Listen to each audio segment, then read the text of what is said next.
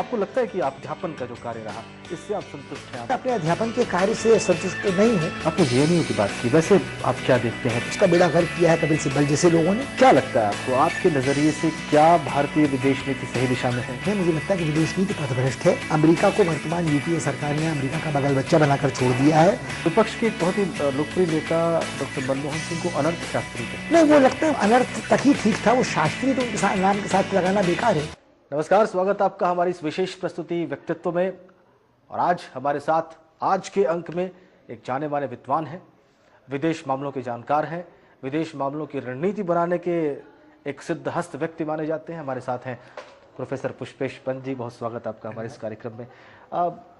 आज मैं आपसे आपके विषय में चर्चा करने आया हूँ पुष्पेश जी। ये तो बड़ा कठिन काम है। बड़ा कठिन काम है, लेकिन मुझे पता है आज ये कठिन कार्य हमें बहुत कम समय में करना है। तो आप मुझे बताइए कि एकेडमिक्स में इंटरेस्ट आपका कब हुआ? देखिए, मेरी माँ शांति निकेतन में गुरुदेव रविन्द्रनाथ ठाकुर की शिष्या थी और वहाँ पढ़ाती भी थी। जब पिताजी के साथ उनका प्रेम विवाह हुआ तो बचपन से वो जिस तरह की बातें अपने शांति निकेतन के बारे में करती थी, अपने अध्यापकों के बारे में करती थी, पढ़ाने में उनकी विशेष रुचि थी, वो एक पाठशाला घर पर चलाती थी, तो एक तरह का आकर्षण पढ़ने पढ़ाने के प्रति बचपन से मन में था। और जब संयोगवश मेरी अपनी पढ़ाई पूरी हुई तो मैंने एमए थोड़ा अपेक्षाकृत औसत से जल्दी उम्र में कर लिया था, 17.5-18 वर्ष की उम्र में। तो मेरे पास काफ़ी समय बचा था चुनने के लिए कि मैं अपना क्या पेशा चुनूंगा। पिता डॉक्टर थे तो उनकी इच्छा स्वाभाविक थी कि बच्चे उनके बाद लड़के या लड़की डॉक्टर बने। तो मगर वो चीर फाड़ से और मेढक को देखकर ही मुझे लगभग बेहोशी का दौरा पड़ता था। तो डॉक्टर बनने की तो क्षमता योग्यता थी ही नहीं, ना कोई उस तरफ रुझान था। तो जब पिताजी ने ये जान लिया कि डॉक्टरी नहीं करनी है तो उन्होंने कहा जो तुमने करना हो सो करो।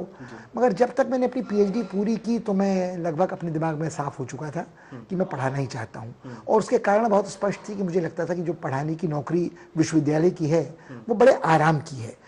मैंने पढ़ाना शुरू किया था दिल्ली के रामजस कॉलेज से। तो हफ्ते के रोज के 4 पीरियड होते थे, हफ्ते में 5 दिन पढ़ाई होती थी और गर्मियों की 2-2.5 महीने की छुट्टी होती थी, जाड़े में 10-15 दिन की छुट्टी होती थी, 14 दिन की कैजुअल छुट्टियां होती थी, गेस्टेड छुट्टियां होती थी। कुल मिलाकर आपको साहित्य पढ़ने को, कविता पढ़ने को, पत्रकारिता में कुछ लिखने को, संगीत का सेवन करने को, नाच वाच देखने को बहुत कुछ मिलता था। तो फुर्सत का इतना समय था कि आप अपने मनोविनोद में उसे बिता सकते थे। तो मुझे लगा कि बहुत अच्छा पेशा है और आज भी मुझे कोई पछतावा इसका नहीं है। तो अब आपको लगता है कि आपका जो ये अध्यापन का जो कार्य रहा, इससे आप संतुष्ट हैं? आपको लगा कि आपने? नहीं, मैं अपने अध्यापन के कार्य से संतुष्ट नहीं हूँ। मुझे लगता है कि हमेशा आपको लगता है कि शायद इससे बेहतर कुछ पढ़ाया जा सकता था, इससे बेहतर कुछ शोध में किया जा सकता था। मगर मुझे व्यक्तिगत रूप में अपने 40 वर्ष के जेएनयू के सेवा काल से बहुत संतोष है। उसका बड़ा कारण ये है कि जेएनयू में भारत के हर हिस्से से छात्र पढ़ने आता था। तो जेएनयू में अनायास नेहरू विश्वविद्यालय में आपका परिचय भारत की जो विराट विविधता है, जातीय, भाषाई, धर्म की, उससे होता है। दूसरा सबसे बड़ा सुख जो जेएनयू में पढ़ाने का है कि विदेशी छात्र आते हैं। तो वो विदेशी छात्र पाकिस्तानी भी होते हैं, वो विदेशी छात्र नेपाली, बांग्लादेशी, श्रीलंकन होते हैं, मगर पोलिश भी होते हैं, रूसी होते हैं, अमेरिकन होते हैं, कंबोडियाई भी होते हैं, कोरियाई भी होते हैं। कोई हिंदी सीखने आता है, कोई यहाँ का राजनीति शास्त्र पढ़ने आता है, कोई सूडानी होता है। तो मतलब इतने सारे लोगों से आपका एक नाता 2-3 साल बना रहता है। आपको न केवल उनको पहचानने का बेहतर मौका मिलता है बल्कि आपको अपने को भी खुद जानने का मौका बेहतर मिलता है। तो मुझे लगता है कि जेएनयू में ये सब बहुत बड़ा लगभग सुख था कि अखिल भारतीय उसकी विविधता थी और जो संसार की विविधता है वो भी थी। अभी जब आप वहाँ से सेवानिवृत्त हुए, आपने कहा कि बुढ़ाता है सठियाता नहीं है। उसकी वजह हर साल जुलाई में होने वाले प्रदेश मगर मुझे लगता है कि देखिए, जो वास्तव में अपने को अगर यदि कोई व्यक्ति अध्यापक मांगता है तो वो नौकरी नहीं कर रहा होता है। तो मतलब बल्कि मेरी माँ तो अध्यापक की तनख्वाह को मतलब हराम मानती थी। उनका कहना था कि ये तो आपका धर्म है ज्ञान दान करना, उसके आप पैसे कैसे ले सकते हैं। तो अब उनके ज़माने से हमारे ज़माने तक बहुत परिवर्तन हो चुका था। तो मैं ये तो नहीं कह सकता हूँ कि तनख्वाह मुझे नुकसान पहुँचाती थी या तनख्वाह के बिना मैं रह सकता था। मगर अवकाश ग्रहण करने के बाद मुझे कोई बहुत परेशानी नहीं होती है, क्योंकि मैं 3-4 विश्वविद्यालयों में पढ़ाता हूँ। कहीं मानद पढ़ाता हूँ, कहीं कुछ वो थोड़ी दक्षिणा देते हैं उसके साथ पढ़ाता हूँ। पड़ोस में आईटीएम में पढ़ाता हूँ, मुरादाबाद में तीर्थंकर यूनिवर्सिटी में पढ़ाता हूँ। बीएचयू में हमारे एक पुराने छात्र हैं, Malviya centre of conflict resolution में, वहाँ एडजंक्ट प्रोफेसर के रूप में पढ़ाता हूँ। और अगर वो नहीं पढ़ाता हूँ तो पास पड़ोस में जो सर्वेंट क्वार्टर में लड़के थे उनको मैं ओपन यूनिवर्सिटी की जो पढ़ाई थी वो कराता हूँ। तो मुझे लगता है जो पढ़ाने का धर्म और कर्म है वो आपसे छूटता नहीं है। तो आप छोटी बच्चियां नतनियां घर में हैं तो आप उनको पढ़ाने का लोग समरण नहीं कर पाते। तो मुझे लगता है कि यदि आप ये मानकर चलते हैं कि पढ़ाना आपका पेशा नहीं, व्यसन था या कर्तव्य था, तो देखिए मुझे लगता है एक बड़ी पुरानी परंपरा है जो आजकल भारतवर्ष में बहुत अनफैशनेबल है कि जो पढ़ाता था उसका गुरु ऋण होता था, कि हमने अपने गुरुओं से जो पढ़ा है वो ऋण तभी चुकेगा जब हम किसी को कुछ पढ़ाएंगे, और ऐसे ही ज्ञान की परंपरा आगे बढ़ती है। तो विश्वविद्यालय में अध्यापक के रूप में मेरा जीवन काफ़ी मेरे लिए संतोषप्रद था, मगर मुझे लगता है कि अवकाश ग्रहण करने से उसमें कोई अंतर नहीं पड़ा है, क्योंकि मुझे कोई रोक नहीं रहा है। जब मैंने अवकाश ग्रहण किया तो जेएनयू वाले शायद इसके लिए तैयार थे कि वो मुझे एक एक्सटेंशन देते, मगर मेरा मानना है कि जिस तरह से नौकरशाही का एक्सटेंशन होता है कि हम आपको 5 साल अवकाश तो नहीं देंगे, मगर आप ये पद नहीं ग्रहण कर सकते, ये आपका पुराना अधिकार नहीं रहेगा, आपको मकान छोटा वाला मिलेगा, या आप एक बार फिर इंटरव्यू देंगे कि आप स्वस्थ हैं, या फिर प्रमाणित करेंगे कि आप 5 साल और पढ़ाने लायक हैं, तो उससे मुझे सैद्धांतिक आपत्ति थी। मेरा ये मानना है कि यदि मैं 65 वर्ष की उम्र तक मेरा दिमाग खराब नहीं है और लकवा नहीं पढ़ा है और मैं क्लास में पढ़ा रहा हूँ, तो मैं मेडिकल टेस्ट 65 साल में क्यों दूंगा? और यदि मैं 65 साल तक वहाँ पढ़ाने के लिए योग्य था, तो अब मैं योग्यता का अगला प्रमाण पत्र क्यों दूंगा कि मैंने पिछले साल कौन सी पुस्तक छपाई है? क्योंकि यदि मैं 40 वर्ष से पढ़ा ही रहा था तो मैं पढ़ाने लायक आज भी हूँ। तो इन कारणों से मैं वहाँ नहीं रहा, मगर मुझे उसका कोई ना अफसोस है और न इस बारे में कोई आपत्ति कि जेएनयू, और जेएनयू का जो ये आग्रह था, ये तो यूजीसी के नॉर्म्स हैं। मेरा मानना है कि जेएनयू हाल के दिनों में जितना लचर घुटना टेक यूजीसी के सामने हो गई है, वो भी थोड़ा मुझे खिन्न करता था कि जो स्वाधीनता और स्वायत्तता विश्वविद्यालय की होती है वो इसको लेकर होती है कि आप कितना डटे खड़े रह सकते हैं यूजीसी के सामने या मंत्रालय के सामने। यदि आप ऐसा नहीं कर सकते तो वो जगह रहने लायक नहीं है। तो मुझे ये कहने में भी कोई संकोच नहीं है कि जब तक मैंने अवकाश ग्रहण किया, जिस जेएनयू में मैंने नौकरी शुरू की थी उससे वो विश्वविद्यालय बहुत बदल चुका था, तो उसे छोड़ने का दुख मुझे बिल्कुल राई रखती नहीं। तो इसी के साथ लेते हैं एक छोटा सा विराम। आगे देखिए पुष्पेश पंत के विचारों का संघर्ष, उनके जीवन के कई अनछुए पहलू और उनका बेबाक अंदाज। आपने जेएनयू की बात की, वैसे आप क्या देखते हैं? उसका बेड़ा गर्क किया है कपिल सिब्बल जैसे लोगों ने।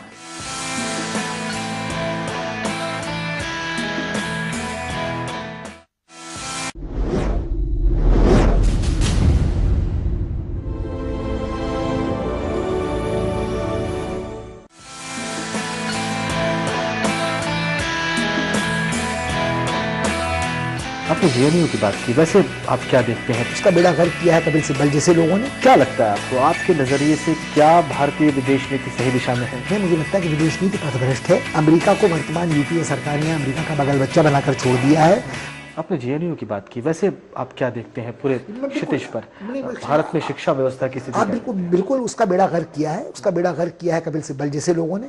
उसका बेड़ा गर्क किया है यूजीसी के अध्यक्ष रह चुके थोराट साहब जैसे लोगों ने, जेएनयू के छात्र और प्रोफेसर ही थे।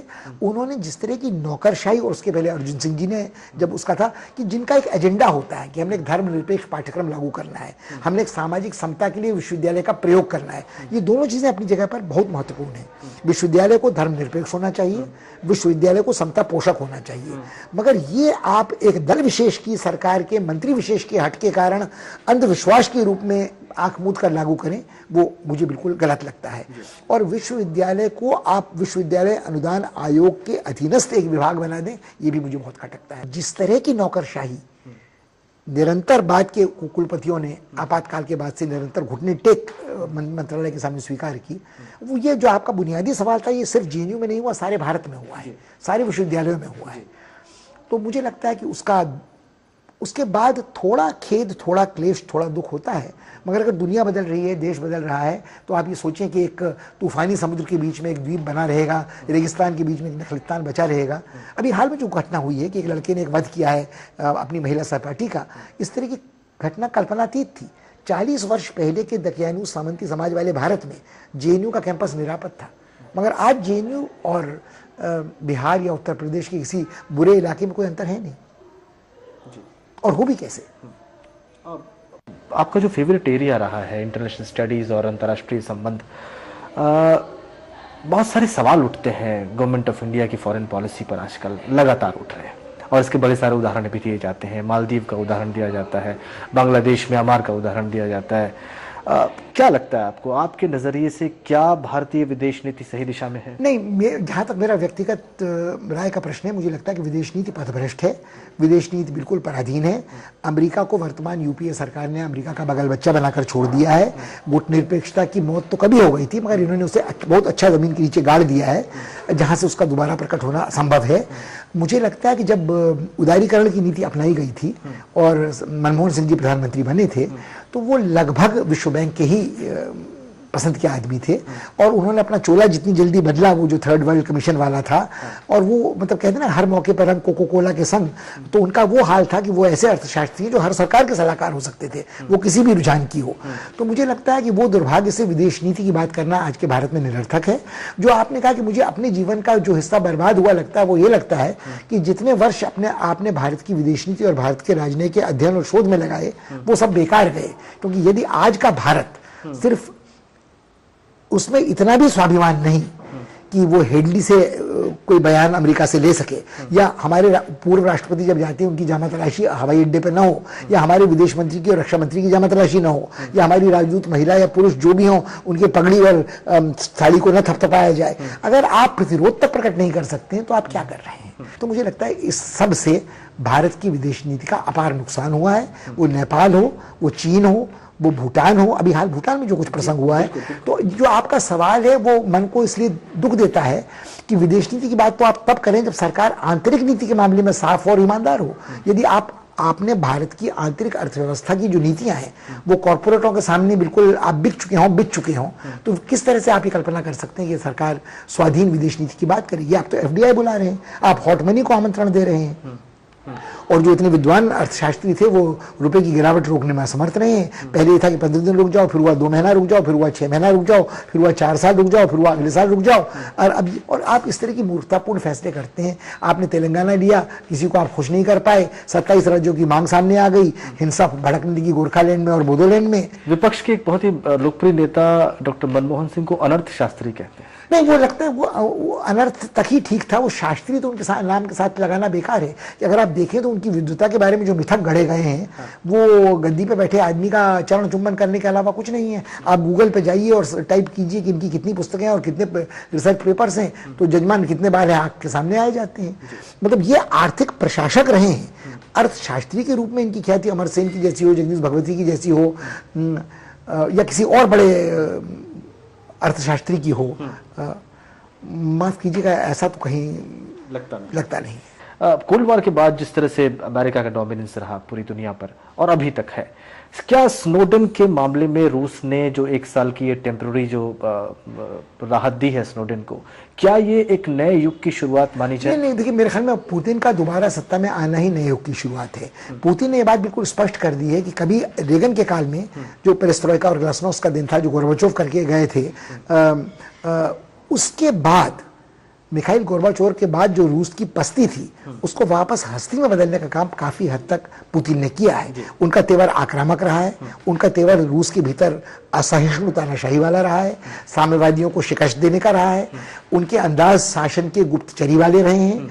मगर उन्होंने जो जुगलबंदी मेदियादेव के साथ साधी थी, तो उसमें रूस की अस्मिता, रूस की राष्ट्रीय स्वाभिमान प्रकट होता रहा है। उन्होंने किसी खुफिया आदमी की हत्या करवा दी हो लंदन में, उन्होंने बड़े बड़े जो कहलाते थे ओलिगार्क्स उन पे नकेल कस दी हो, उनके पूरे साम्राज्य को, आर्थिक साम्राज्य को तहस नहस कर दिया हो, ये सब निंदा का विषय है। मगर कुल मिलाकर अमेरिका की चुनौती का सामना वो स्नोडेन के पहले भी निरंतर करते आए हैं। उनके तेवर कभी भी इराक हो, लीबिया हो, सीरिया हो, अमेरिका के साथ सहयोग वाले नहीं रहे हैं। तो स्नोडेन को जो उन्होंने साल भर के लिए शरण दी है वो अमेरिका की तमाम धौंस धमकी के बावजूद दी है कि हमारे संबंध यथावत नहीं रहेंगे, खराब हो जाएंगे, हम समझते हैं कि पुतिन गलत कर रहे हैं। तो मुझे लगता है कि इसमें कोई नया युग इससे शुरू हो रहा है, घटना से नहीं है।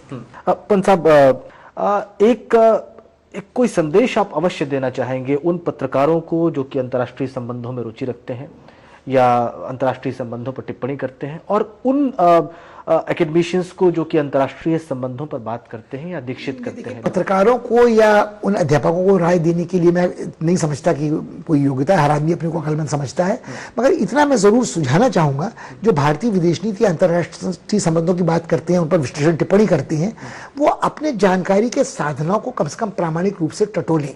आप एक अंग्रेजी अखबार में जो अमेरिकी समाचार एजेंसी ने छापा है उसके आधार पर आप विश्लेषण करेंगे, मुझे बड़ा गलत लगता है। ये हर पत्रकार के लिए सुलभ नहीं कि जब तक उसको आप सरकारी या प्रधानमंत्री के विमान में बैठकर कहीं न जा रहे हो तब भी आप उस देश को कितना जानते हैं।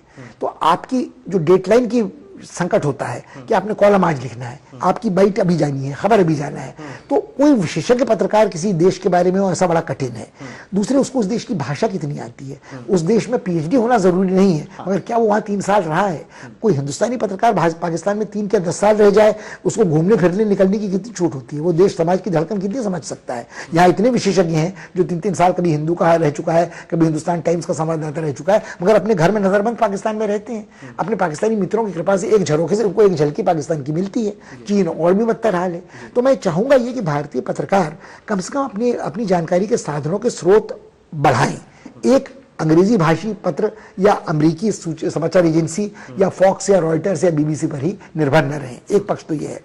दूसरे, मैं ये भी शायद सुझाना चाहूंगा कि भारतीय विदेश नीति का चर्चा तब तक सार्थक नहीं हो सकता जब तक हम पड़ोस को ही केंद्र न बनाएं। जब तक नेपाल, बांग्लादेश, पाकिस्तान, श्रीलंका, भूटान, म्यांमार, मालदीव, अफगानिस्तान हम प्राथमिकता के हमारे दायरे में नहीं है, तब तक अमेरिका की बात करना, चीन की बात करना, चीन हमारा नंबर 1 साझेदार हो सकता है, चीन के हम नंबर 1 साझेदार कभी नहीं हो सकते। अमेरिका हमारे लिए बहुत महत्वपूर्ण हो सकता है। हम अपने बच्चों को वहां पढ़ाना चाहते हैं, ग्रीन कार्ड चाहते हैं, अवकाश ग्रहण करने के बाद वो प्रोफेसर बनना चाहते हैं, मगर अमेरिका के लिए हमारी औकात पाकिस्तान के बराबर है दक्षिण एशिया में, उससे ज्यादा न कम। और ये बड़े बाजार को आप भूल जाइए, बड़े श्रम शक्ति को आप भूल जाइए। वो कहते हैं कि आपकी शिक्षा का स्तर बहुत घटिया है, आपके बाजार में खरीदने की औकात नहीं है, और रुपया अगर बिगड़ जाएगा तो क्या कुछ हम उनसे खरीद लेंगे। उनके लिए चीन हमेशा अधिक महत्वपूर्ण रहेगा, उनके लिए रूस और यूरोप हमेशा अधिक महत्वपूर्ण रहेगा, उनके लिए अपना घर का आंगन लैटिन अमेरिका हमेशा महत्वपूर्ण रहेगा। जानिए आगे इन सब के अलावा कैसे रह सकते हैं। प्रोफेसर पुष्पेश पंत किताबें लिखते हैं, आर्टिकल्स लिखते हैं, कॉलम्स लिखते हैं और शोज भी एंकर इन्होंने किए हुए हैं। भोजन पे यानी कि फूड पे, टूरिज्म पे टूर शोज भी इन्होंने किए हुए हैं, ट्रैवल शोज भी किए हुए हैं। ये भी इनके व्यक्तित्व की खासियत है। ये आपने कब महसूस किया या क्या आपको कोई ऑफर मिला किसी? नहीं, देखिए, बात फिर मेरी माँ से ही शुरू होती है कि वो उनको खाना पकाने का बहुत शौक था और उनका अपना बचपन बड़ा विचित्र प्रकार का था। उनका जन्म काठियावाड़ में हुआ था। उनकी पढ़ाई बनारस में, इलाहाबाद में और शांति निकेतन में यानी बंगाल में भी हुई थी। पिता उनके रामपुर में दीवान थे, पहले हिंदू गृह मंत्री थे, तो वो रामपुर रियासत में रहीं। बाद में वो मैसूर में रहीं, गुजरात की कुछ रियासतों में रहीं, और जब वो शांति निकेतन में थी तो वो आसाम, उड़ीसा वगैरह रहीं। तो खाना जब घर पे वो पकाती थी तो वो अनायास सांभर पकाती थी, कभी दही माछ पकाती थी, और हमें ये नहीं महसूस होता कि खाना हमारा घर का नहीं है। जब हम दिल्ली में मैं पढ़ने आया तब मुझे पहली बार ये महसूस हुआ कि खाना, लोग कहते हैं अरे तुम सांभर कैसे खाते हो, तुमको सांभर में कोई आपत्ति नहीं है। जो उत्तर भारतीय छात्र थे वो हॉस्टल में जब खाना खाते थे, एक दिन सांभर पकता था तो उस दिन वो छोड़ देते थे और हम लोग एक के बदले 2 कटोरी मांगते थे। तो वो कहते तुमको सांभर, तो मुझको ये एहसास ही नहीं होता था कि सांभर दक्षिण भारतीयों का खाना है। ऐसे ही हमें, वो खुद मांस नहीं खाती थी मगर मांस पकाती थी। खाने में उनकी बहुत गहरी दिलचस्पी थी और कई भाषाएं जानती थी, और उनको ये भी हट था कि बच्चों को यथासंभव जितने साधन हो उतना घुमाया जाए। तो बचपन में घूमने के कारण कुछ जगहों से लगा कि ये जगह अगर और देखते तो अच्छा रहता। तो बाद में फिर ये हुआ कि जब मैं दिल्ली में था तो पैसा जब छात्रवृत्ति का कम पड़ता था तो कुछ कमाने के लिए मैं थोड़ा पत्रकारिता करता था। तो जो मामला साथ में आता था, कभी कोई फिल्म रिव्यू कर लो, कभी कोई म्यूजिक रिव्यू कर लो, कभी नाच का परफॉर्मेंस कर लो, कभी कोई किताब कर लो, कभी कहीं खाने चले जाओ। तो उस सिलसिले में जो सिलसिला शुरू हुआ, उसकी प्रवृत्ति फिर हुई जब टेलीविजन नया नया भारत में शुरू हुआ। पहले तो घंटे पर था, फिर 2 घंटे हुआ, फिर कार्यक्रम ब्लैक एंड व्हाइट हुए। तो मनोज श्याम जोशी जी कुछ काम टेलीविजन के लिए करते थे, तो उन्होंने मुझसे कहा कि तुम साप्ताहिक के लिए तो लिखा करते हो और माँ से किसी भी परिचित थे, तो तुमने कुछ खाना वाना खाया है, तो अगर तुम खाने वाने पर करना चाहो तो हम काम करते हैं। तो वो फिर मुझे लगा कि जब मैं लोगों से मिला जो होटलों में प्रोफेशनल शेफ आदि थे, तो मुझे लगा उनका ज्ञान थोड़ा सीमित है, क्योंकि वो अंग्रेजी खाना पकाते हैं, वो खाने को सर्व करने के कांटे छुरी के तरीके जानते हैं, मगर भारतीय खाने में न उनकी रुचि है, न उनकी दिलचस्पी है और न उनकी जानकारी है। तो इसके कारण फिर मैंने विधिवत पढ़ना शुरू किया, और जब पढ़ना शुरू किया तो मेरे एक और मित्र थे जिक्स कार्लर, जो हिंदुस्तान टाइम्स में अंग्रेजी में लिखते थे। वो एक सीरियल बनाने लगे, तब जया चंदीराम डायरेक्टर थी दिल्ली दूरदर्शन केंद्र की, दावत नाम से। अच्छा। तो वो हमने पहला भारत का सीरियल दावत नाम से बनाया, और संयोग कुछ ऐसा हुआ कि मनोहर श्याम जोशी जी स्क्रिप्ट लिख रहे थे हम लोग नामक भारत के पहले धारावाहिक का, तो मैं बतौर उनके जो बूढ़े असिस्टेंट उनके साथ जुड़ गया। तो जब उन्होंने दूसरा बड़ा सीरियल बनाया जो आजकल दोबारा दिखाया जा रहा है बुनियाद सिप्पी साहब के साथ, तो उसमें फिर मैं उनके साथ लगातार रहा। तो फिर टीवी सीरियल लिखने का एक सिलसिला शुरू हुआ, मगर तब तक मैं कैमरे के सामने नहीं आता था। मगर 15-20 वर्ष पहले एक बार हुआ जब चुनाव कार्यक्रम चल रहे थे, तो एज अ स्पेशलिस्ट कमेंटेटर मुझे बुलाया जाता था। और फिर एक बार ये हुआ कि जो एंकर थे वो समय से नहीं पहुंचे, वो लाइव शो जाना था, तो फिर मैं ही स्टेपनी टायर की तरह काम में लाया गया। तब मुझे लगा कि इस काम में इतना झंझट भी नहीं है, मजा भी आता है, तो फिर ये एंकरिंग का सिलसिला शुरू हो गया। तो फिर हम लोगों ने, एक मेरे और मित्र हैं जो संगीत नाटक अकेडमी के पुरस्कार विजेता भी हैं, पंजाब की संगीत नाटक अकेडमी के चेयरमैन हैं, चन्नी स्ट्रीट थिएटर का काम करते हैं, तो वो एक सीरियल बना रहे थे फोर्ट्स ऑफ इंडिया। तो 26 किले भारत में थे जहां जाके एंकरिंग करनी थी। तो उसमें मुझे बहुत मजा आया, क्योंकि कई ऐसी जगह जाने का मौका मिला जहां मैं 10 वर्ष की उम्र में गया था, फिर 30 में गया था, फिर शायद 50 में गया था और अब 65 में जा रहा था। तो जो बदलना, समय बदलता है, लोग बदलते हैं और जगह बदलती हैं और आप बदलते हैं, तो वो अनुभव बड़ा अच्छा था। थोड़ी सी व्यक्तिगत बात करूं, परिवार में कौन कौन है डॉक्टर? परिवार में ये मेरा लड़का है, पत्नी नहीं है, उस लड़की की पत्नी बहू है, उसकी 2 लड़कियां हैं और हम लोग सब साथ ही रहते हैं। मैं जब अलग रहने की बात मैंने की तो लड़के ने बड़ी रोचक बात की, उसने कहा मैं तुम्हारा अकेला लड़का हूँ, तुम मेरे इकलौते बाप हो, तो हम लोग अलग कैसे रह सकते हैं, और अगर तुम्हें कोई नाराजी नहीं है तो हम संगी रहेंगे। तो फिर मैं भी मोह थोड़ा वानप्रस्थ का, मैं कितना ही नाटक करूँ, पोतियों के साथ रहने का मन मेरा भी है। और 2 कुत्ते हैं जो हमारी बहू मानती है कि उनके 2 और बच्चे हैं, तो कुल मिलाकर ये हमारा परिवार है। समय दे पाते हैं आप? जब सेवा में थे आप, जब नहीं, देखिए मुझे लगता है कि तब मैंने आपसे कहा कि अध्यापक की सेवा में इतना वक्त होता है कि वो समय सबको दे सकता है। तो मुझे जब ये मौके मिले थे कि टाइम्स ऑफ इंडिया में एक से अधिक बार संपादक का पद मुझे सौंपने की जिम्मेदारी सौंपने की पेशकश हुई, मैंने मना किया और ललचाया मैं, मगर मना किया इसका मुझे संतोष है कि जब मेरे पिता बूढ़े थे मैं उनको समय दे पाया, जब मेरी माँ बूढ़ी बीमार थी मैं उनको समय दे पाया। जितना है उतना संतोष तो मन में बचा रहता है, पूरा तो कोई श्रवण कुमार भी नहीं कर पाए, मगर मुझे लगता है कि मेरे मन में संतोष नहीं है कि मेरे पास समय नहीं था। और क्या विशेष रुचियां क्या हैं? मेरी बुनियादी सबसे अधिक दिलचस्पी खाने में है, तो मैं भारतीय खाने पर एक पुस्तक लिख रहा हूँ। मैंने एक पुस्तक लिखी थी करीब 4 वर्ष पहले, वो न्यूयॉर्क टाइम्स की बेस्टसेलर लिस्ट में रही और उसकी 2 लाख प्रतियां अंग्रेजी, जर्मन, इटली में बिक गई। और उसने मेरी सुदामा की जिसने दरिद्र हरा था, उस किताब की रॉयल्टी ने मेरी गरीबी का दरिद्र हर दिया बिल्कुल। कि मैंने पूरे 40 साल के पढ़ाने में जितना कमाया था, प्रोविडेंट फंड था, ग्रेचुइटी थी, लीव इनकैशमेंट था, वो उस सब से कहीं अधिक उस पुस्तक की रॉयल्टी ने मुझे 3 साल में दिलवाया है, टैक्स देने के बाद। तो मैं पूरे मनोयोग से भारतीय खाने पर शोध कर रहा हूँ कि किस इलाके का खाना क्या है। जैसे आप कहिए बिहार का खाना कुछ नहीं है, तो लिट्टी चोखा है, तो चोखा कितने प्रकार का है, या चूड़ा मटर है कि मटर चूड़ा है, मटर है तो महाराजगंज का है कि कप्तानगंज का है कि कहाँ का है, और अगर चूड़ा आपका है तो बासमती का है कि काला नमक का है कि इस चावल का है, और अगर दही है तो दही मलाई वाली दही के साथ चूड़ा खाने की चूड़ा ज्यादा खाने। तो उसके जो अंतर है कि हर आदमी का अपना अंतर है कि वो चोखा अब लहसुन प्याज का तो होना ही नहीं चाहिए, तो उसमें अचार का मसाला घर का पड़ा है या आपने उसको तीखा कैसे किया है। तो कुल मिलाकर मुझे लगा कि कई चीजें जो हम भूलते जा रहे थे अपनी विरासत के बारे में, पहनने के बारे में, वो खाना पहनना भारत का जो अगली पीढ़ी तक शायद नहीं बचा रहेगा। तो मेरा ये मानना है कि जो हमारे खाने का जो कुछ आप देहाती कहें, भारतीय कहें, पारंपरिक कहें, वो खाना पहनना मेरी रुचि का विषय है। खाना पहनना, पुस्तकें आपने लिखी भी हैं, कॉलम्स आपने लिखी भी हैं, जाहिर सी बात है पढ़ने में भी आपकी बड़ी गहरी रुचि होगी। एक ही मेरा प्रश्न है और ये आज के कार्यक्रम का आखिरी प्रश्न है, किस एक पुस्तक को पढ़ने में आपको बहुत आनंद आता है, जीवन में बार बार आप पढ़ना पसंद करते हैं, और किस एक पुस्तक को आप अपनी सबसे बढ़िया कृति मानते हैं? नहीं, देखिए बढ़िया कृति तो मैं अपनी अब तक किसी को नहीं मानता हूँ, शायद वो लिखी जानी शेष है। जो मैं उपन्यास लिख रहा हूँ जा मेरे बचपन, वो शायद पठनीय होगा। एक उपन्यास मैंने लिखा जिसे किसी ने पढ़ा नहीं, जवानी के दिन, आज से 30 साल पहले, वो आज दोबारा पढ़ना भी मुझे अच्छा लगता है। कुछ कहानियां मैंने कल्पना में लिखी थी, कुछ यात्रा वृत्तांत लिखे थे, मगर वो लगभग विस्मृत हैं। मगर जो आपका पहला सवाल था कि मेरी सबसे प्रिय पुस्तक कौन है, तो निश्चित रूप से वो बौद्ध ग्रंथ धम्मपाल है। तो मुझे लगता है कि उसकी, जैसे एक पंक्ति में आपको बतलाता हूँ, पूरे जीवन का मर्म है कि पेमात जायते शोको पेमात जायते भय मोहाद विमुच्यते कुतः शोको कुतः भयम। संक्षेप बहुत ये है कि प्रेम और मोह के कारण ही शोक और भय पैदा होता है।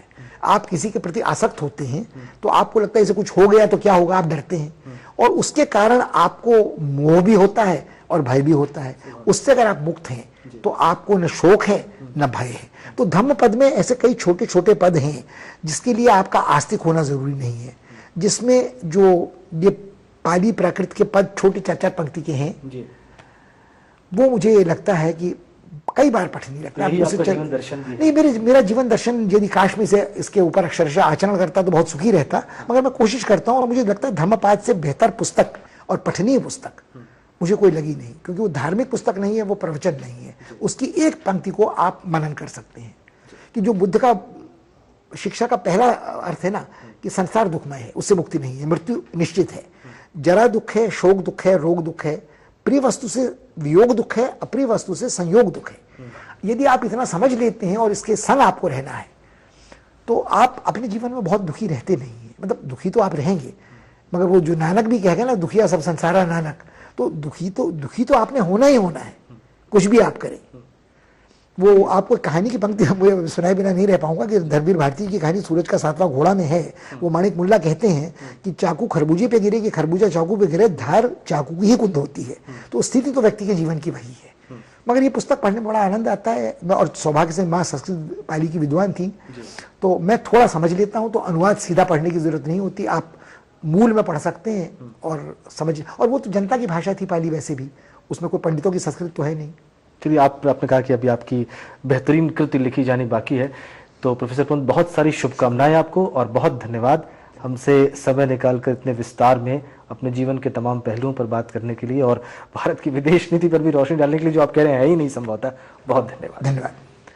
तो देखा और सुना आपने प्रोफेसर पुष्पेश पंत को। विस्तार में हमने प्रयास किया कि हर एक पहलू जो आपके जानने लायक है या जिसको जानकर आप और हम कुछ समझ सकते हैं, कुछ सीख सकते हैं, वो हमने प्रयास किया आज दिखाने का। आज के इस अंक में इतना ही।